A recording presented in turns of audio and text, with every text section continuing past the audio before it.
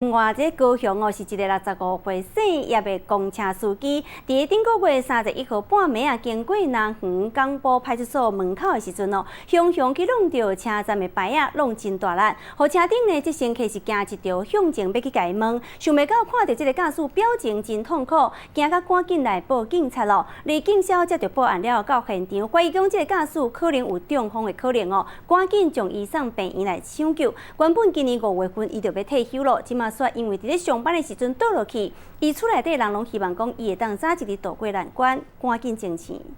伫咧暗时一台公车豆豆驶伫个路顶悬，想袂到后一秒，嘣一声，规台公车驶去咧人行道顶悬，边仔车牌嘛去互弄着。听到弄着的声，车顶的人客拢惊一下，就赶紧挖来去甲关心。有派你？对啊。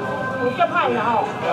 啊，你弄着迄个，我摕来，摕来好啊。公车司机伊想要回应，毋过看伊的面色是安尼白四煞，规身躯佫拢无力，安尼愈看愈无对同，人客佫紧报警来处理。哦，你身体可能中风哦，可能。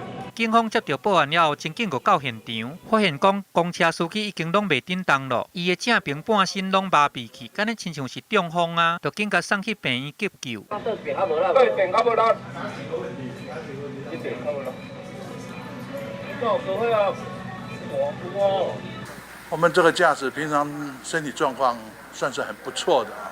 那都是最近的变化比较有可能，年纪也不小了。目前来讲，我们是知道昏迷，还在昏迷中，在加护病房。代志就发生伫高雄，这个司机已经有几落10年赛车的经验，伫今年5月就要退休啊。想袂到伫咧赛车的时阵，却因为安尼身体无爽快倒落去，到上尾一秒，伊还是坚持爱先甲公司汇报，才紧去互医生看。伊遮尔敬业的精神，实在互人真敬佩。即摆嘛，望讲伊通早日好起来，渡过难关。记者综合报道。